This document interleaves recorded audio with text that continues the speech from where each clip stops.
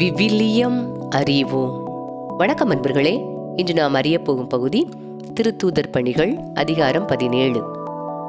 தெசலோனிக்காவில் கலகம். அம்பிபொலி அப்போலோனியா நகர்களின் வழியாக அவர்கள் தெசலோனிக்கா வந்து சேர்ந்தார்கள்.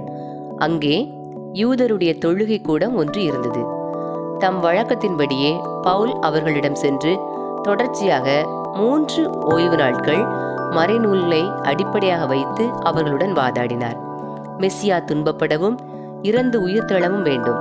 நான் உங்களுக்கு அறிவிக்கிற இயேசுவே அந்த மெசியா என்று அவர்களுக்கு விளக்கி காட்டினார். அவர்களுள் சிலர் அதை நம்பி பவுல், சீலா ஆகியோருடன் சேர்ந்து கொண்டனர்.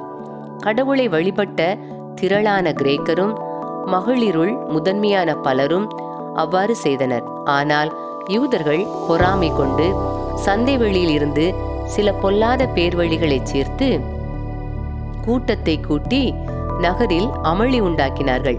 பவுலையும் சீலாவையும் தேடி கண்டுபிடித்து மக்களிடையே கூட்டிக் கொண்டு வருவதற்காக யாசோனுடைய வீட்டை தாக்கினார்கள். அவர்களை அங்கே காணாததால் யாசோனையும் அவரோடு சில சகோதரர்களையும் நகராட்சி மன்றத்தினரிடம் இழுத்து வந்து, உலகமெங்கும் கலகம் உண்டாக்குகிற இவர்கள் இங்கேயும் வந்துவிட்டார்கள். யாசோன் இவர்களை தன் வீட்டில் வரவேற்றிருக்கிறான். இவர்கள் அனைவரும் இயேசு என்னும் இன்னொரு அரசர் இருப்பதாக கூறி சீசருடைய சட்டங்களுக்கு எதிராக செயல்படுகின்றனர் என்று கூச்சலிட்டார்கள். மக்கள் கூட்டத்தினரும் நகராட்சி மன்றத்தினரும் இவற்றை கேட்டு கலக்கமுற்றனர். யாசோனிடமிருந்தும் மற்றவர்களிடமிருந்தும் பிணை பெற்றுக்கொண்டு அவர்களை விடுதலை செய்தனர். பெரோயாவில் திருத்தூதர்கள். இரவோடு இரவாக சகோதரர் சகோதரிகள் பவுலையும் சீலாவையும் பெரோயா நகருக்கு அனுப்பிவிட்டார்கள். அவர்கள் அங்கு வந்ததும் யூதருடைய தொழுகை கூட சென்றார்கள். அங்கிருந்தவர்கள் தெசலோனிக்காவில் உள்ளவர்களை விட பரந்த மனப்பான்மை உடையவர்கள்.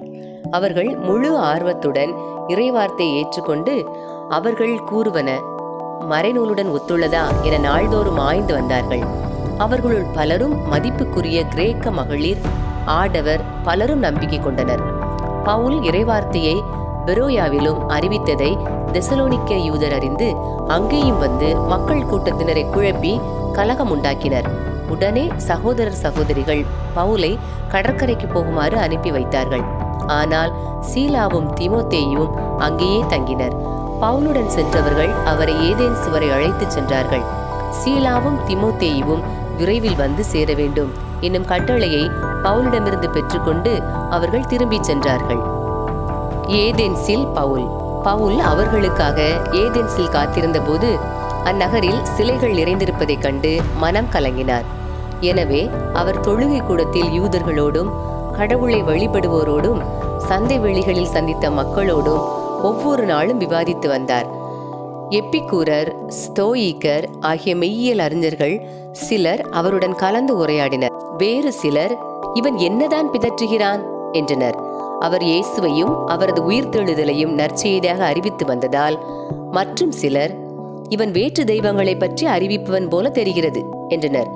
பின்பு அவர்கள் அவரை அரையோப்பாகு என்னும் மன்றத்துக்கு அழைத்து கொண்டு போய், நீர் அளிக்கும் இந்த புதிய போதனையை பற்றி நாங்கள் அறியலாமா? நீர் எங்களுக்கு சொல்வது கேட்க புதுமையாக உள்ளதே. அவற்றின் பொருள் என்னவென்பதை நாங்கள் அறிய விரும்புகிறோம் என்றார்கள். ஏதென்ஸ் நகரத்தார் அனைவரும் அங்கு குடியேறி வாழ்ந்து வந்த அந்நியரும் இதுபோன்ற புதிய செய்திகளை கேட்பதிலும் சொல்வதிலும் மட்டுமே தங்கள் நேரத்தை போக்கினர். அரையோப்பாகு மன்றத்தின் நடுவில் பவுல் எழுந்து நின்று கூறியது, ஏதென்ஸ் நகர மக்களே, நீங்கள் மிகுந்த சமயப்பற்றுள்ளவர்கள் என்பதை நான் காண்கின்றேன். நான் உங்களுடைய தொழுகை இடங்களை உற்று பார்த்து கொண்டு வந்தபோது அறியாத தெய்வத்துக்கு என்று எழுதப்பட்டிருந்த பலிபீடம் ஒன்றை கண்டேன். நீங்கள் அறியாமல் வழிபட்டு கொண்டிருக்கும் அந்த தெய்வத்தையே நான் உங்களுக்கு அறிவிக்கிறேன். உலகையும் அதிலுள்ள அனைத்தையும் படைத்த கடவுள் விண்ணுக்கும் மண்ணுக்கும் ஆண்டவர். மனிதர் கையால் கட்டிய திருக்கோவில்களில் அவர் குடியிருப்பதில்லை. அனைவருக்கும் உயிரையும் மூச்சையும் மற்ற அனைத்தையும் கொடுப்பவர் அவரே. எனவே மனிதர் கையால் செய்யும் ஊழியம் எதுவும் அவருக்கு தேவையில்லை.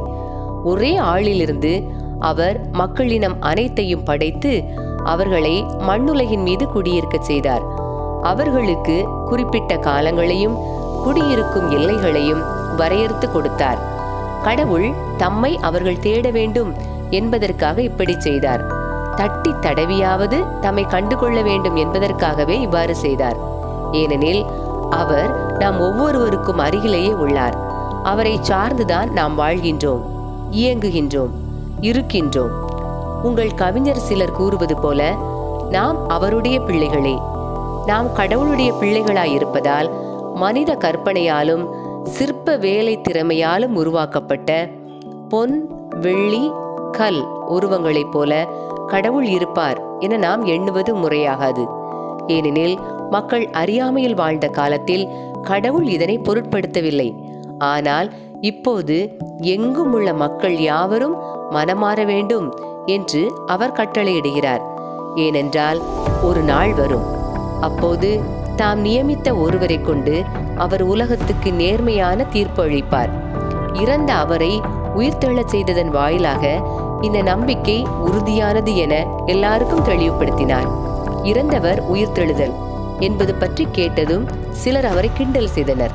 மற்றவர்கள், இதை பற்றி நீர் மீண்டும் வந்து பேசும், கேட்போம் என்றார்கள். அதன் பின் பவுல் அவர்கள் நடுவில் இருந்து வெளியே சென்றார். சிலர் நம்பிக்கை கொண்டு அவர்களுடன் சேர்ந்து கொண்டனர்.